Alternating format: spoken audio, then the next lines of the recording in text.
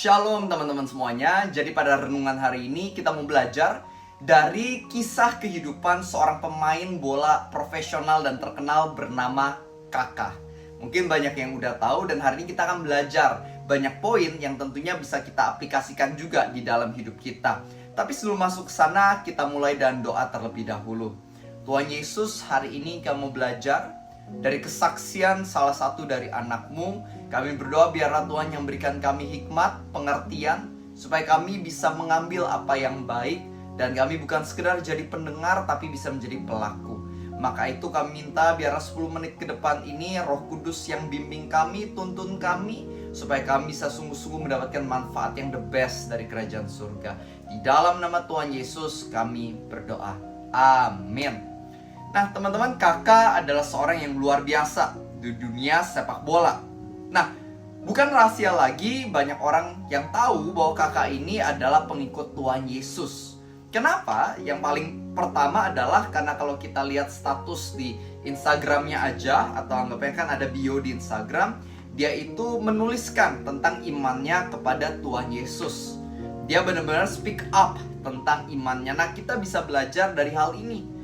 Jadilah orang yang bangga dengan imanmu, dan itu terlihat di sosial mediamu. Memang sih bukan berarti orang yang nulis tentang Tuhan Yesus di sosial media imannya lebih kuat dibandingkan yang tidak tulis tentang Tuhan Yesus. Memang nggak selalu sih, tapi ada baiknya kalau kita mau ngepost tentang Tuhan Yesus di sosial media kita. Toh kita kan punya beberapa followers di sosial media, betul ya? Mungkin ada 1000, 10.000, 200. Nah itu kan orang-orang, itu kan teman kita. Nah kalau mereka ngeliat tentang mungkin quotes Alkitab yang kita pasang, kita tulis Jesus loves us, mungkin aja itu bisa menjadi penguat bagi iman mereka juga. Itu bantu mereka yang gak kenal Tuhan Yesus jadi bisa penasaran dan tertarik sama Tuhan Yesus. Makanya ayo, lebih baik kita gunakan sosial media kita pun untuk memberitakan tentang Tuhan Yesus yang udah mengasihi kita. Ya, itu poin pertama yang bisa kita pelajari dari kehidupan Kakak. Yang kedua, yang mungkin teman-teman juga tahu, ada gambar atau fotonya yang viral banget di dalam pertandingan. Dia ada memakai semacam kayak kutang dengan baju tulisan I belong to Jesus. Itu gambar yang sangat amat terkenal dan viral. Dan menurut aku suka banget di dalam pekerjaannya sebagai pemain sepak bola. Dia juga belak-belakan nunjukin kepada penonton dan fansnya, you know what? Aku ngikutin Tuanku, yaitu Tuhan Yesus. Nah sama di dalam pekerjaanmu, ayo jadilah orang yang juga mau cerita tentang Tuhan Yesus yang udah nyelamatin kamu. Kadang-kadang beberapa orang berpikir, oh ya udah, yang ngomongin tentang Tuhan di gereja aja. Kalau di dunia bisnis, pekerjaan, nggak mau sebut-sebut tentang Tuhan Yesus. Loh kenapa? Padahal kan kalau 3 ayat 23 dikatakan, lakukanlah segala sesuatu dan segenap hatimu bagaikan untuk Tuhan, bukan untuk manusia. 1 Korintus 10 ayat 31, mau kamu makan, mau kamu minum, mau kamu ngapain juga, lakukanlah untuk kemuliaan Tuhan. Ya termasuk dalam pekerjaan. Kenapa dalam pekerjaan kita nggak mau mention tentang Tuhan Yesus? Apakah kamu takut nggak disukai oleh orang-orang? Teman-teman jangan takut. Justru ketika kamu bercerita tentang Tuhan Yesus di tengah pekerjaanmu, di situ hati Tuhan disenangkan. Dan percayalah pasti akan ada orang-orang yang diberkati dan akhirnya bisa kenal Tuhan Yesus lewat kesaksian kamu. Ya kamu kan juga bukannya maksa orang buat percaya Yesus, kamu hanya bercerita. Gak masalah dong. Kalau kamu melakukan ini, ketahuilah hidup kamu pasti akan menjadi saluran perpanjangan kaki dan tangan Tuhan dengan luar biasa. Dan juga yang bisa kita pelajari lagi dari Kakak ini, aku ada dengar interviewnya, bagus sekali. Dia itu ngerti banyak firman, gara-gara apa?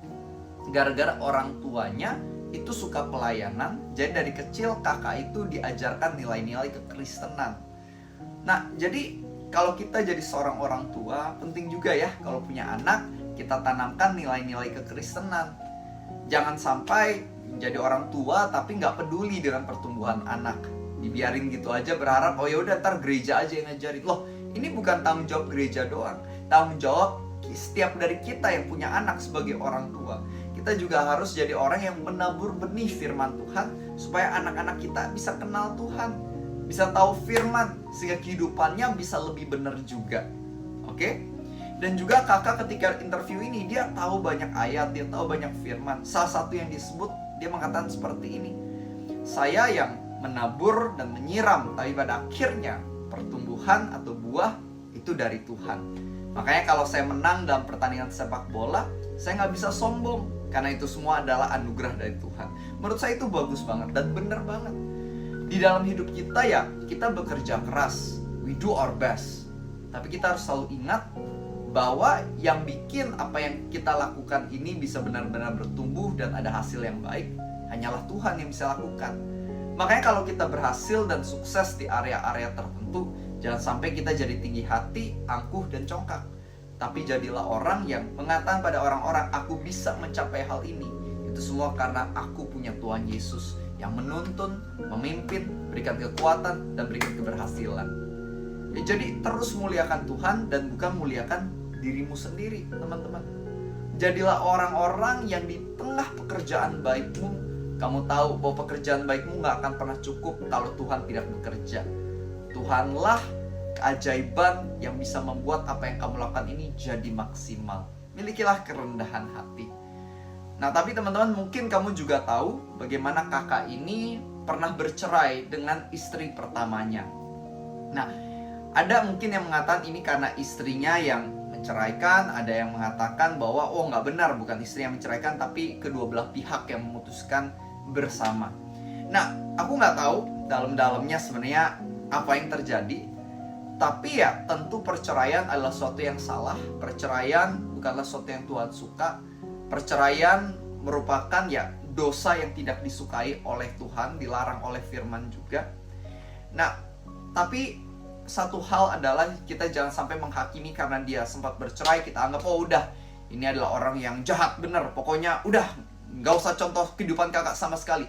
Ya nggak juga, memang dia ada salah. Ini tentu adalah sebuah kesalahan, ini tentu sesuatu yang jangan dicontoh, ini tentu adalah dosa. Nah, tapi teman-teman, meskipun ada satu kesalahan bukan berarti semua kebaikannya jadinya kita lupakan. Semua kebaikan kakak jadinya nggak bisa kita lihat. Nggak seperti itu. Ya kita ambil yang baik, kita contoh yang baik. Yang kurang baik atau salah ya jangan kita tiru, jangan kita contoh. Dan jangan sampai kita melabel orang itu seperti buruk sekali karena mungkin ada satu dosa yang dia lakukan yang tidak kita lakukan. Oke? Yang perlu kita pelajari adalah apa yang baik, ya kita contoh, kita praktekkan. Yang tidak baik, ya jangan sampai kita contoh. Kita belajar dari pengalamannya, dari kesalahannya, supaya kita tidak mengikuti apa yang salah tersebut, teman-teman. Nah, tapi intinya di dalam kehidupan ini juga, jangan sampai kamu meletakkan pengharapanmu pada manusia. Kamu lihat manusia yang begitu luar biasa, misalnya si A, si B, si C, atau kakak. Misalnya kamu lihat sebagai seorang yang, wah luar biasa, panutan saya. Tapi balik lagi, dia bukan Tuhannya, dia manusia biasa. Dia bisa melakukan kesalahan sewaktu-waktu. Dia bisa aja salah ngomong, dia bisa aja salah bertindak, bisa aja salah ambil keputusan, bisa aja jatuh di tengah perjalanan.